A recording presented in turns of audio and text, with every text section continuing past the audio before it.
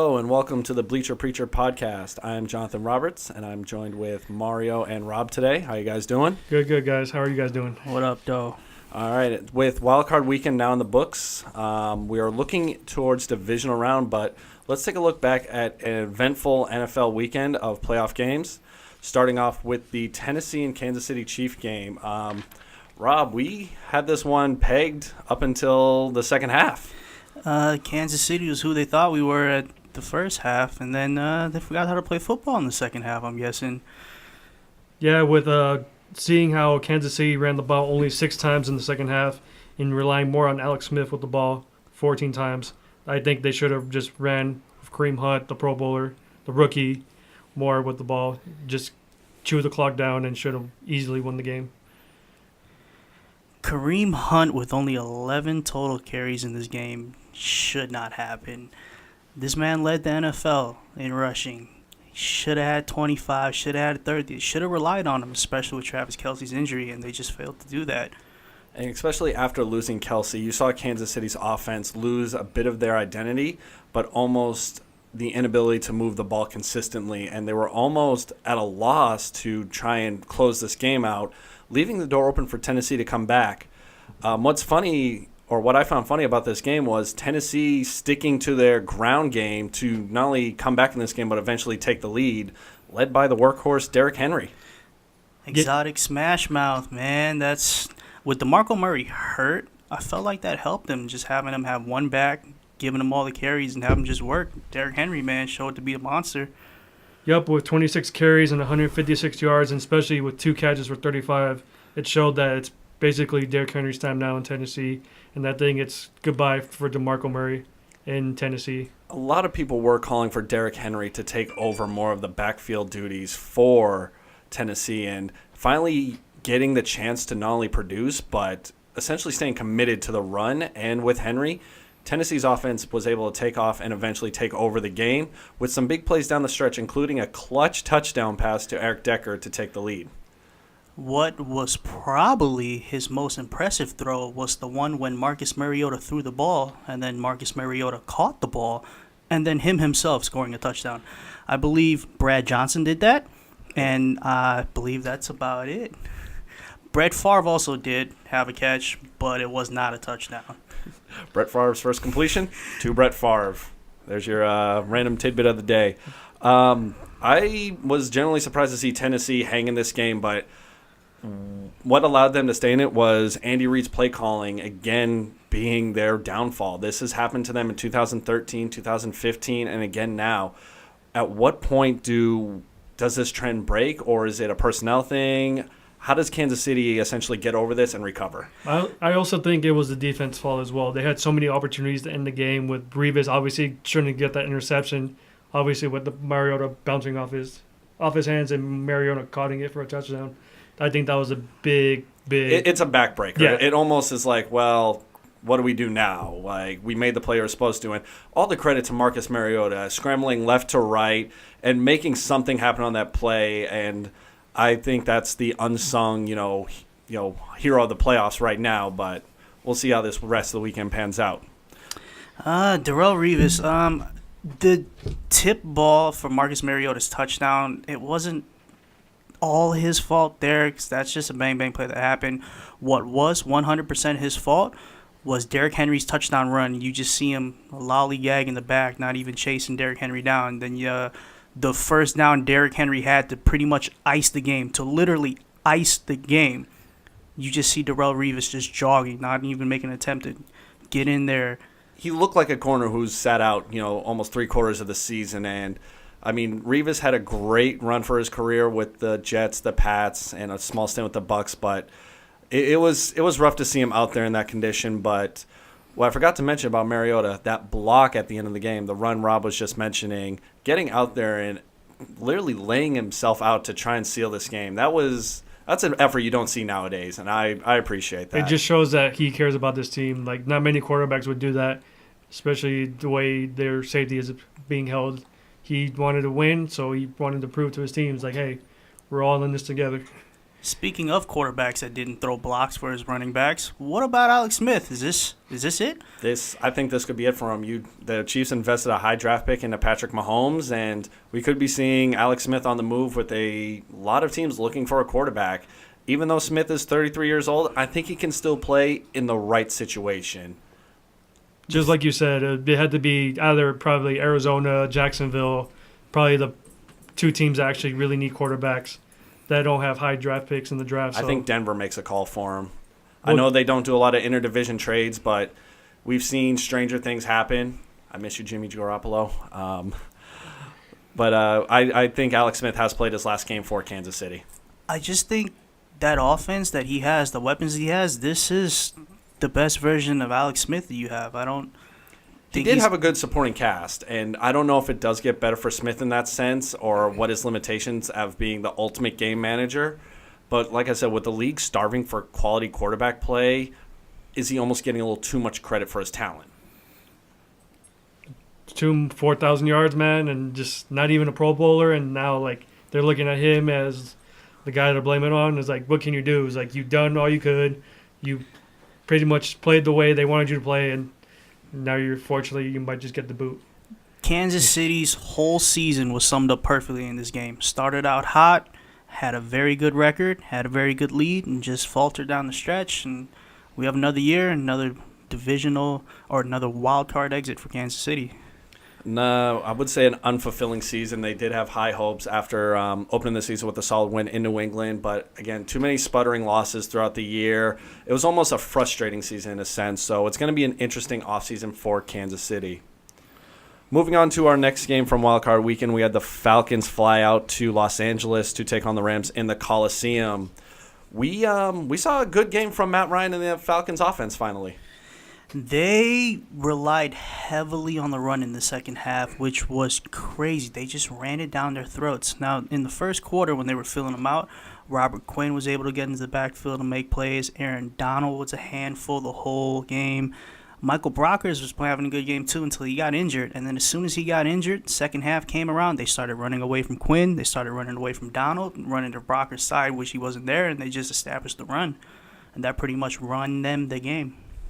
Even with Coleman catching the ball, Freeman running the ball, and you still have Julio, one of the best receivers in the league to throw it to. So even with those, I believe it was the 94 yards and the touchdown, it just showed that LA wasn't ready yet. I feel like next year they're going to give them more of a run for their money with being more established, being more getting their feet wet into the playoffs, and hopefully it would help them out. And I think it was a major morale boost for Atlanta to win a playoff game on the road like this. To keep their vintage form of having that high-powered offense, I know they struggled a little bit in the second half, but this is a game that they essentially had to grind out for themselves and prove more of a mentally tough win for them. I know the Coliseum isn't regarded as a hostile environment in that sense, but to get a road playoff win is a good step for the Falcons, and hopefully it carries over to the next round for them. Any other thoughts on this game, fellas? Well, go ahead. I want to say the downfall for the LA Rams was their special teams. Farrell Cooper with his fumbles, with his muff punt. Even though the muff punt went off a player's foot, it did have a chance to put it in Cooper's hands, and he missed it. He fumbled a kickoff. Every time he was back there to receive the ball, it looked like he was conscious about receiving the ball, bringing it in first, and then trying to go make a football play.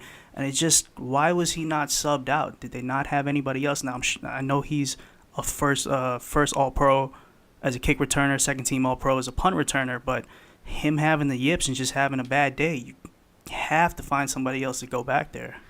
For me, I feel like Gurley and Goff were not as elite as they've been all year, especially with Gurley being almost basically MVP candidate, being almost probably in the top 3 in the MVP, not playing to his potential, and even Goff. It felt like they showed that their first playoff game status showed that they weren't ready. Obviously, next year was going to be a different story. Hopefully, they can get back in next year. The NFC West is going to be really, really more harder.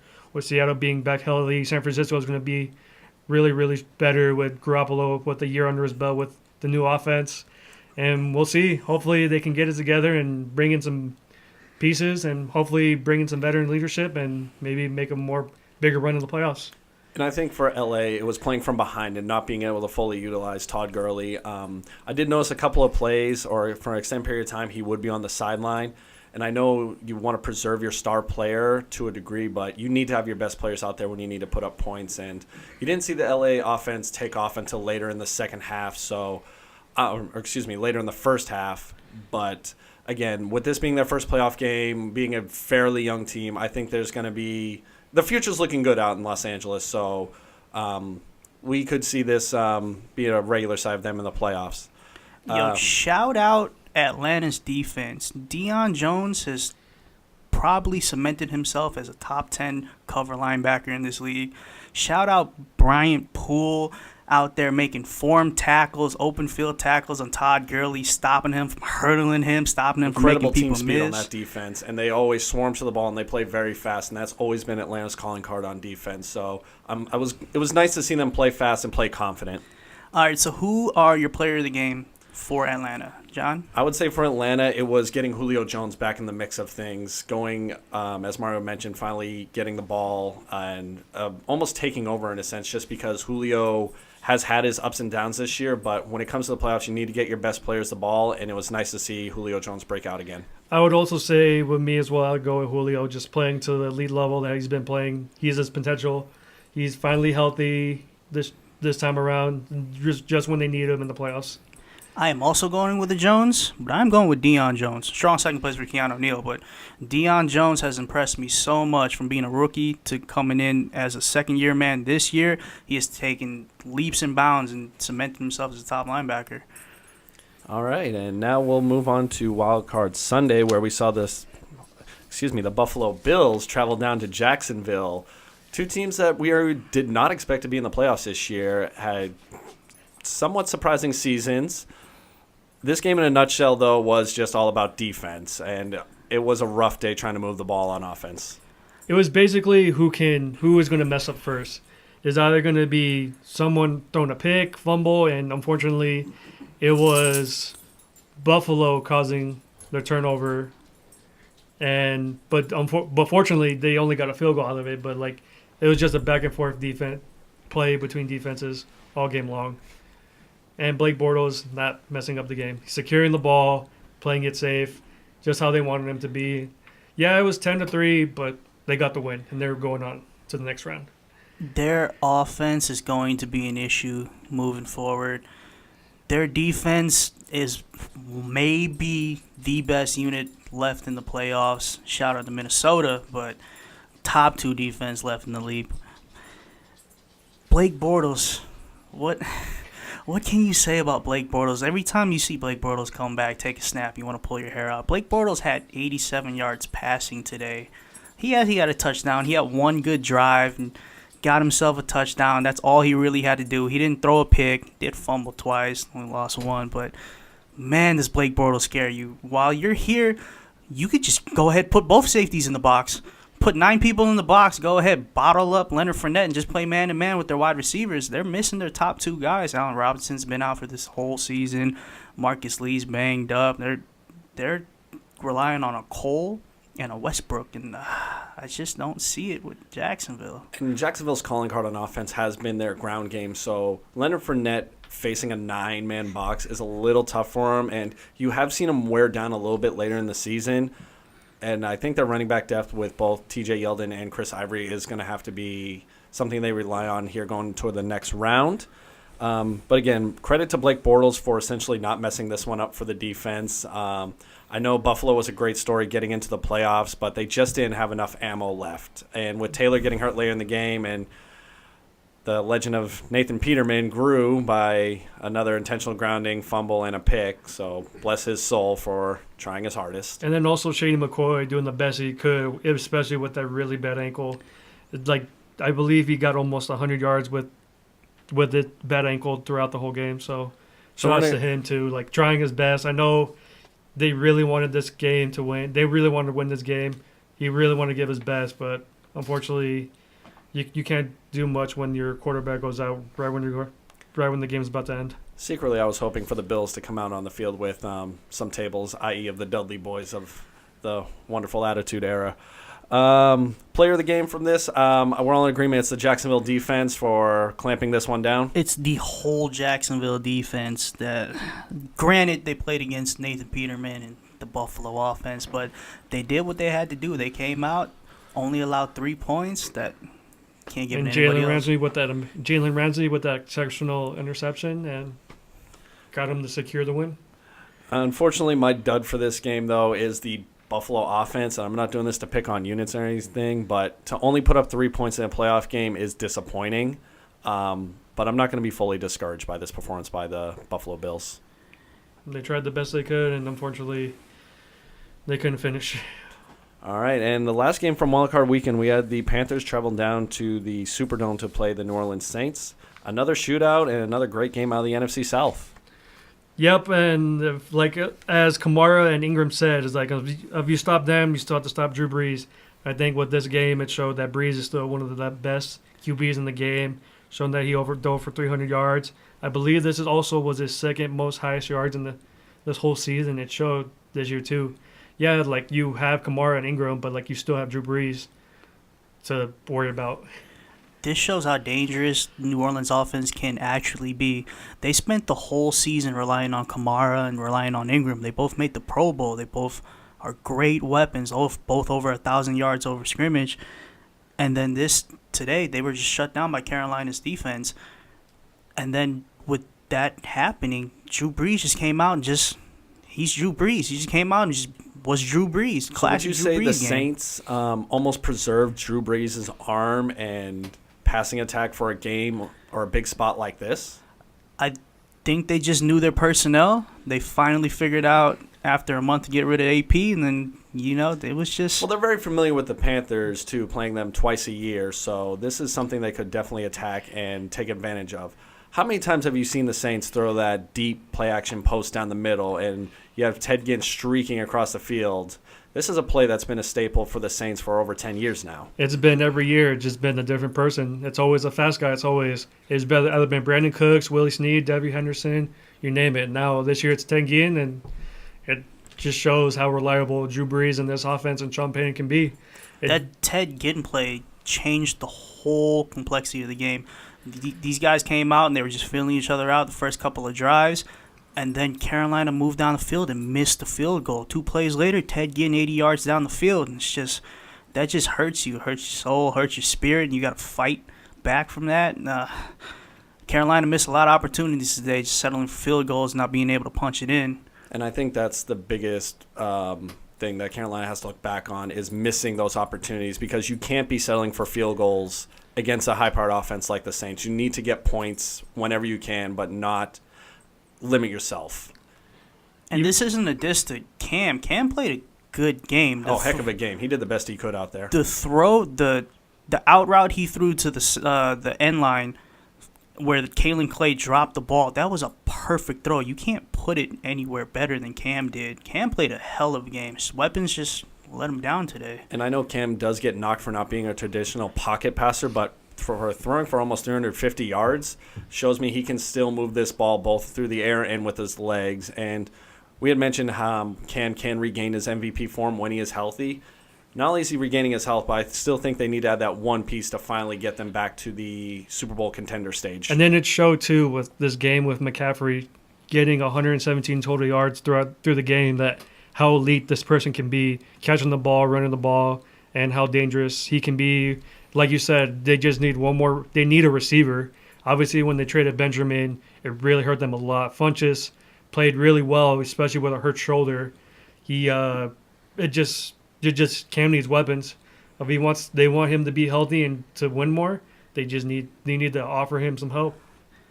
Let's talk about Sean Payton. What happened there in that last ending drive? Are we worried about Sean Payton at all? I think he was getting a little too cute for his own self. I know it's 4th and 2. You got to put the ball in Drew Brees' hands in that sense, because you weren't getting much production out of your rushing game. I believe both Kamara and Ingram were under 30 yards rushing for both of them. What are you going to get at? Like, you can't limit yourself in that sense. And I don't know if we're second guessing because the Saints still came out and won, but if the Saints lose that game, that's a play we all look back on and think, did you make the right call there? 3rd and 2, and I guess he just didn't know if he was gonna go for it on 4th down. Like, you think, you've practiced this, you have a game plan, you're not going play by play. 3rd and 2, if you're gonna go for it on 4th and 2, just put the ball in Drew Brees' hand. He's won you the game pretty much up to that point. And they went to the run game. Carolina stuffed it. Yeah, they came back out and they tried to fake hike it, get the offsides call, try to get that 1st down. But if you were going to go for it on 4th down anyways, instead of coming out, fake hiking it and take the timeout, see if you can catch them off guard, take it then. And then I believe right when they called the timeout, it panned to the camera and it looked like Sean Payton asked Drew Brees if you want to go for it. Shouldn't you know that before that play happens? I think Sean Payton lost faith in his defense at this point because Carolina was starting to move the ball effectively in the second half. I know they were starting to move with a sense of urgency playing from behind, but I don't know if that was like a nervous, charged call. But luckily for the Saints, it did pan out in their favor. Yeah, luckily with the intentional grounding that caused them the game. Even though Carolina thought that the penalty shouldn't have counted, but they totally got saved with that intentional grounding because if that didn't happen, who knows how it could have ended. I think easily Carolina could have came back and won this game. I think that wasn't intentional grounding. I feel like he was outside the pocket, and I saw a receiver in my TV screen. I don't know how that was intentional grounding. It's such a bang-bang play, and I think the NFL needs to consider making intentional ground a reviewable call because I think that's something that can that can almost swing a game on that one whistle. Can we also talk about that interception that Drew Brees threw? If that was a receiver that caught that wouldn't have been a catch. But since it was defensive back and interception... It's this week's edition of Is It a Catch or Not? And we see it changing on almost an hourly basis during these games. So there's no consistency with the rule, and we're starting to see it happening week after week. Unfortunately, that's how the cookie crumbles. New Orleans got the wins, and Carolina didn't. Unfortunately, like I said, too, I don't think there was... I think there was intentional grounding, but who would have known? I'm not a ref. Like we saw, it was close to call. All right. Any leftover thoughts from Wild Card Weekend, guys? No, just good games. Buffalo, unfortunately, didn't get through. New Orleans barely made it through. These divisional rounds are going to be who makes it and who doesn't. I just want to see somebody dethrone the Patriots. Can we just have a good AFC contender that's not New England or Pittsburgh or somebody like that? And I was not really impressed with Tennessee and Jacksonville, so we'll see what happens. I'm going to be looking at the NFC side of things, and can the Falcons go into Philadelphia and overtake the number 1 seed? We saw a good showing from them out in Los Angeles. I want to see if it'll translate to a cold weather, hostile environment like Philadelphia. All right, guys, now moving on to the divisional matchups. First up, we have Atlanta traveling up to Philadelphia. Solid matchup on paper, but without Carson Wentz in the lineup, a lot of people are starting to discount Philly. What are we thinking about this one, guys? I don't think Philly can stop Julio Jones. Julio Jones, best wide receiver in the NFL. I don't think they have the physicality enough in their corners to keep up with Julio. I'm expecting a really big day with Julio Jones. A lot of undersized corners for Philly as well, so that's going to present a tough mismatch with both Jones and Sanu on the outside. But I think with Philly's front seven, it's going to give them a lot of pressure on Matt Ryan and the running backs, even though, like you said, they don't have corners, but corners that back up Julio and Mohamed Sanu, they can have the front seven just go blitz on to get Matt Ryan or Devin Coleman or Devontae Freeman to make them work harder to get those yardage. For Philly, they definitely need to stay committed to the ground game. You have Jay Ajayi and LeGarrette Blount, who have had fantastic years. They need to stay true to their run game and keep Atlanta's offense off the field. You don't want to get into a shootout with Nick Foles. Yes, he had that one game where he threw 7 touchdown passes, but that was a Nick Foles from yesteryear. Yeah, they just need Nick Foles just to be like Blake Bortles, just to control and manage the game and make sure he doesn't mess up the game for them to lose. I think Philly is going to control Atlanta's run game. They have a good run game. Tevin Coleman, Devontae Freeman, those are 2 real good guys back there. But the defense that Philly has, their front seven, they're good, like Mario was saying, and I think it's just gonna be, can Matt Ryan shake off his season-long, what is it? It's just like a dream. Like what happened from going from the MVP to this year? He's been really struggling with the offensive play calling and whatnot, and we just need to see the old Matt Ryan. I think that we need the old Matt Ryan if Atlanta's going to win this one. And I would also say for Atlanta, a challenge they will face going up to Philly is it may be a colder game. I know they're normally a dome team, but they need to be ready to play in a hostile environment. They had a good showing out in Los Angeles last week. They were able to kind of get out of their own way and produce how we're normally used to seeing them. But going up into this Philly matchup, it's another tough opponent on the road. Are they going to be able to do this again? I think so. I'm going with Atlanta. I think that Julio's going to have a big game, and they're just going to ride. Everybody's going to get on Julio's back, and he's going to get them this victory. I also go with Atlanta. I think it's going to be fairly close to what people think. I think, like I said, the front seven is going to give Matt Ryan some work to make him. He needs to fight for this victory. For Philly, I think I'm going to rock with the Eagles. I expect a big game out of Fletcher Cox and that D line, and I know they're down their MVP quarterback, but I think Philly can play inspired, and I want to believe that the Falcons are over this weird season-long haze, but again, this is another tough environment for them to play in, and who knows what's going to happen in this one. It's probably the game I'm most excited to see. Next matchup, Patriots at home are hosting the upstart Tennessee Titans. Yeah, hopefully Derrick Henry can show up and do the same, maybe even better game that he had last week against the Buffalo Bills correct that. Excuse me, Kansas City Chiefs. I'm sorry, where he had over 100, almost 150 total yards of offense, and hopefully he can do that amount of number, and hopefully with Mariota, instead of throwing it to himself, he can hopefully throw it to his receivers and get this victory. Marcus Mariota, man, quarterback, running back, wide receiver, O-line last week, so he's got to do literally the exact same thing. He's got to go out there, throw some blocks. He's got to go out there, catch some passes. He's got to go out there, get himself some yards on the ground, and I don't think he's going to be able to do it, but I'm hopeful. I'm hopeful for Tennessee to take out New England.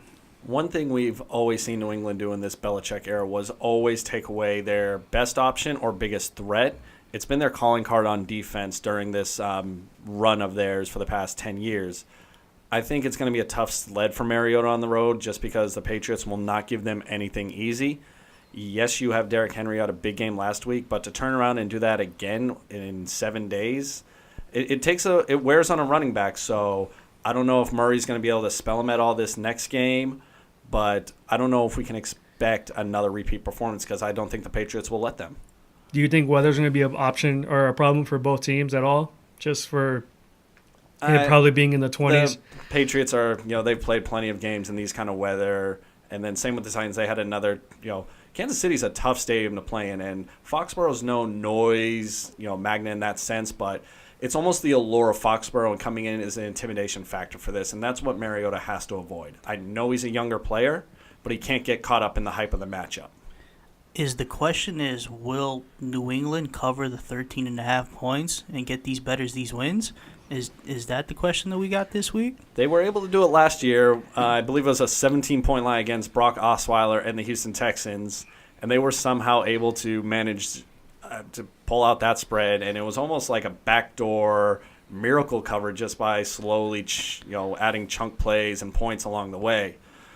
For the Patriots, though, you need more production out of your wide receivers. Your running backs are a little banged up right now. You only have a healthy Dion Lewis. You expect Tennessee to try and take Gronkowski out of the game as much as possible. So you're going to need Cooks, Hogan, as well as Amendola to have good showings against a weaker Tennessee defense. Are we starting to see the cracks in Tom Brady? He played not too well at the end down there. Had, I want to say, 4 straight games with an interception to close out the season. And then we had the ESPN article come out, and this whole Kraft and Garoppolo and Belichick and Brady circle jerk. I don't know what's going on there. Is this it? Is this the end? Is this the end of Brady? I don't think so. I think Brady's still going to be Brady, just be the top elite quarterback that he's been the past couple of years. that to say that they're worried about an article on ESPN, which is essentially finger pointing and saying, I deserve X amount of credit versus you and everyone else, this will not be a distraction for the Patriots. If they could deal with literal ounces of air in footballs and becoming a national crisis, I think they'll be just okay with this. And the Patriots should take care of business, but the Titans have to come in and play confident and not be afraid. You can hit Tom Brady. You can intercept him. It's quite okay. As Rob said, it's now 4 or 5 straight games with an interception. He is starting to slow a little bit of slowdown. I don't know if it's so much the age and wear of Tom Brady or maybe missing some key pieces like Edelman for the season, or if New England's just simply slowing down like you said. It's going to be an interesting matchup, but in the end, New England needs to take care of business against a weaker opponent like the Titans. So for my X factor for Tennessee to win, it would have to be Derrick Henry and Marcus Mariota. Like I said, Derrick Henry has to go for over probably 200 yards rushing, get the all-time rushing record for them to beat New England, and Mariota has to play nearly what the best completing percentage of his entire career for them to get this victory. We just got to find some weapons for Tennessee. Who's going to come out and make that big play? They're going to stop Henry and Murray. They're going to key in on Mariota and make sure he's not scrambling around. Can any of their wide receivers, Decker or Corey Davis, come out and make a big play and change this game? Well, Delaney Walker has been elite this whole career with Tennessee, and hopefully he still has a little bit more ounce left in him to show that Tennessee is not going out without a fight. I think Tennessee's best hope is for another Bombogenesis blizzard to come in, snowing Tom Brady. But even then, I'm very skeptical to see an upset happen this weekend. Unfortunately, as an inferior opponent, I'm happy the Titans made it this far, but this just won't be their week. It's not a matchup to their liking. I'm going with New England. I'm going with New England as well. Give me New England and the points. They'll take care of business. For the next matchup, Sunday afternoon, the Jacksonville Jaguars are traveling up to Pittsburgh. Jacksonville had a very, very defensive, strong performance against the Buffalo Bills. They were able to take care of business and move on. Will we see a repeat performance this week? I see with the defense, it's the big battle for them. It's going to be if Antonio Brown will be 100% against probably Jalen Ramsey half the time or AJ Boye. So it all depends on Antonio Brown and see how he goes. Obviously, they have better weapons, but for me, it's going to be let's see what Antonio Brown does. I think it's going to be more on Le'Veon Bell. With AB being close to 100%, not 100%, him against Ramsey, that's a tough matchup. AB's a great receiver, but we'll see what's going on with him against Ramsey.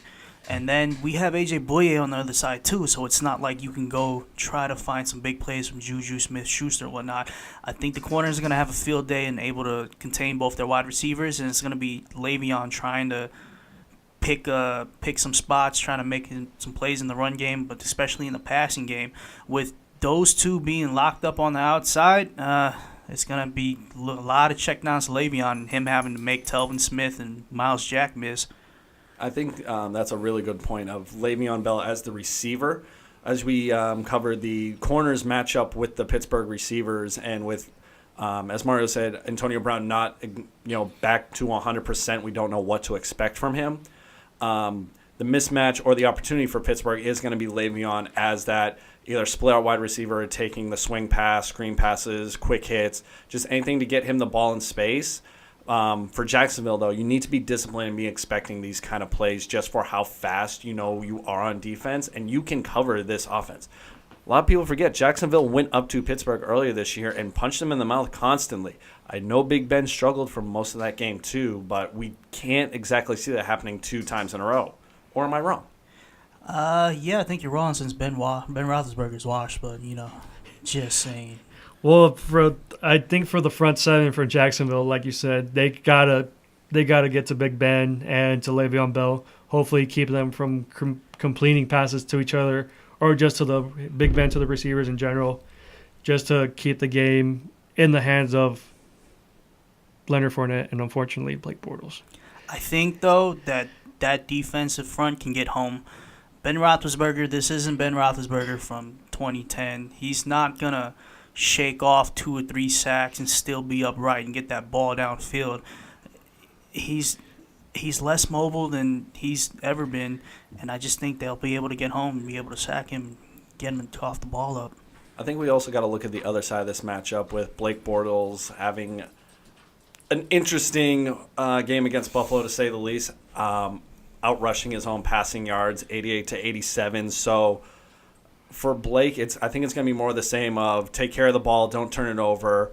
Let's chew some clock with Fournette, Yeldon, and Ivory, and try and make the game as simple as possible for him. I know Pittsburgh isn't the same elite defense as it has been before, but you almost like they match up in their favor just for the fact that Blake Bortles can crack at any moment. If I'm Pittsburgh, I just put 9 people in the box and I just say, Blake Bortles, hey, come out and try to beat us with your arm. They got some guys. D.D. Westbrook, I like. Cole's got some speed, but it's Blake Bortles. Like, I don't see Blake Bortles coming out here and getting them the win. Allen Robinson, too, hurt them a lot with being injured through this whole season.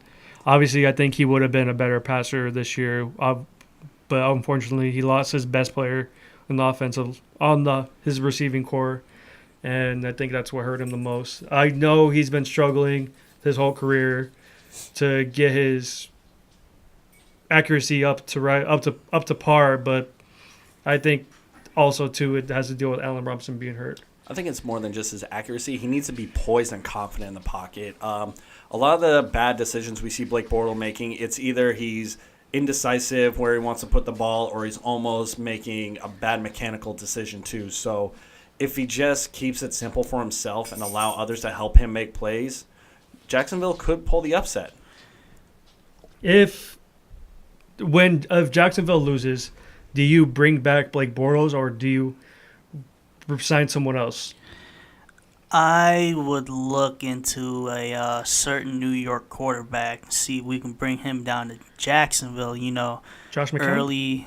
Early retirement, get you a nice sunny Florida. It's Jacksonville. Northern Florida is not exactly bouldering in the sunshine. It's still Florida. It's perfect weather. I know the Eli, Tom Coughlin rumors have always been a little been floating around a little bit here, but if we see another subpar showing by Blake Bortles, we could see a change at that position because this is a Super Bowl caliber defense. They can shut down an opponent, and you almost don't want to waste this unit that you have, together for Jacksonville, and you want to try and make a push for, a serious contention for a ring here. Do you think they would go for Eli, or would it be someone else? I personally would probably go for Eli. I mean, you can't do much worse than Blake Bortles, and Eli is a proven winner. He's done it on the biggest stage multiple times. Hold on, Eli. God damn it, twice. Two miracle runs. The only times he's won playoff games was these ones. Okay, I would say maybe Kirk Cousins as well. They probably look at him. Maybe even Case Keenum if he decides to leave Minnesota. So hopefully Blake Bortles can pull something, but if it doesn't, they will probably go with someone else. A lot to be determined in this Pittsburgh-Jacksonville game. So we could see two franchises going in different directions, seeing how this result plays out. A lot of people are expecting Pittsburgh to move on to the championship round again. I see it happening. I think Pittsburgh takes care of business and sends Jacksonville home. I am going with Jacksonville. I just think Jacksonville's defense is really good. I don't think Ben Roethlisberger has it anymore. But one key thing I want to key in on is Ryan Shazier not being there. Their linebackers are looking suspect. I want to see Leonard Fournette just come out and be more used in the passing game. I know this is a little off topic, but this James Harrison, release and him heading to New England, do you think that's still a distraction in that Pittsburgh locker room? I don't think so. I think they quelled the distraction by letting him go. Okay. So fair enough. Do you think Jacksonville's going to win 12-10, or do you think it's going to be a shootout 24-21, or what do you think how they're going to win? Well, a shootout to Jacksonville is 8 points.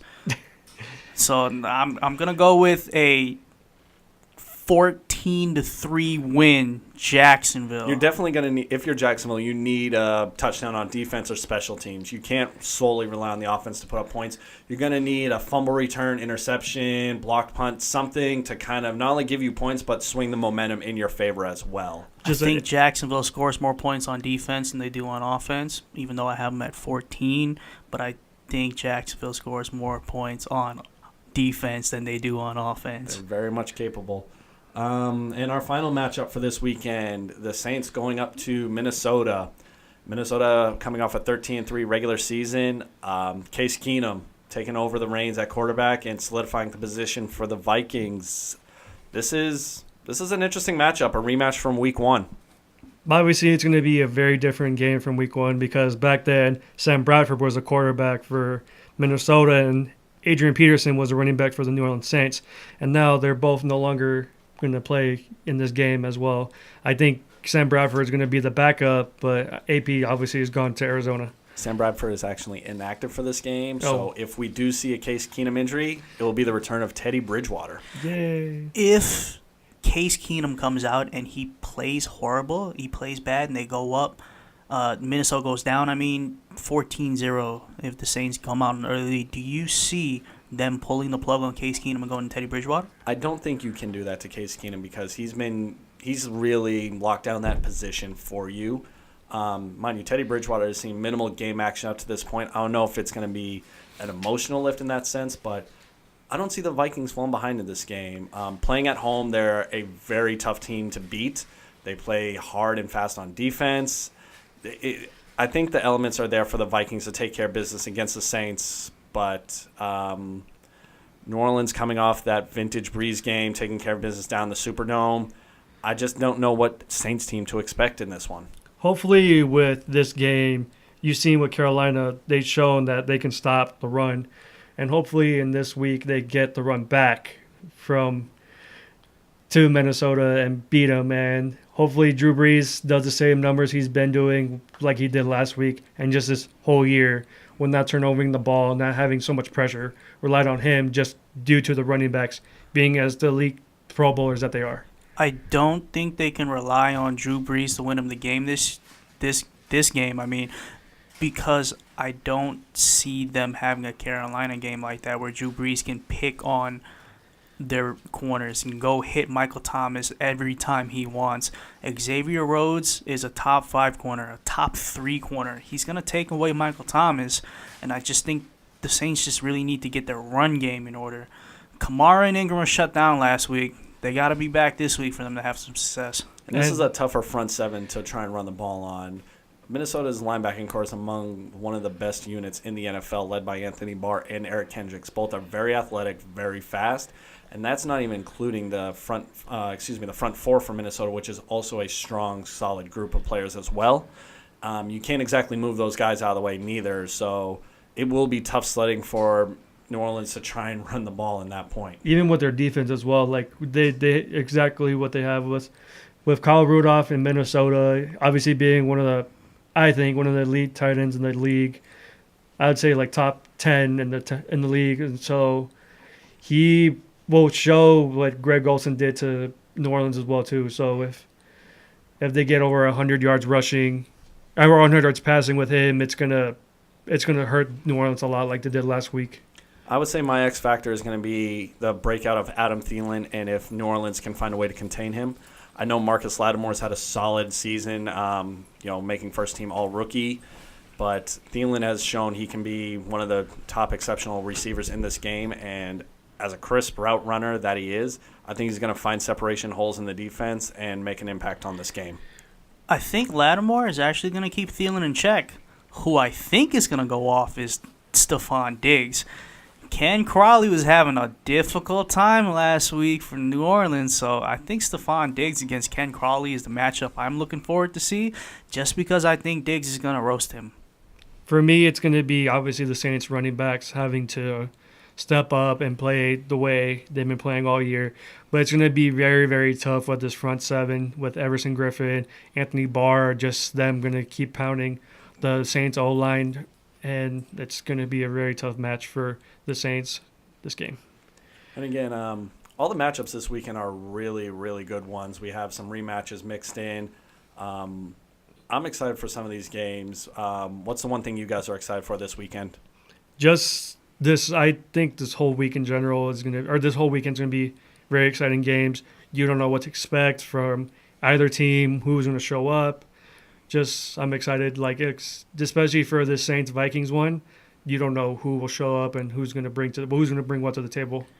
The Saints Vikings game is my pick to be the game of the week this week, and that is going to be the one that I'm going to be paying attention to the most. For me, I need to see how the Patriots are going to come out with this week of distractions. I know it's people say, it's another year, another Patriots storyline comes out. But with the personal jabs that are almost behind this, I don't know how much it's affected either the interior of the franchise or if it's the face of the franchise, Tom Brady himself. But if we come out and see them struggle and say Tennessee pulls the upset, this chatter could become louder for the eventual crumbling of this dynasty. Well, guys, thank you for tuning in again for this week's edition of Bleacher Preacher podcast. We will see you guys for championship weekend. Thank you. Peace. Later.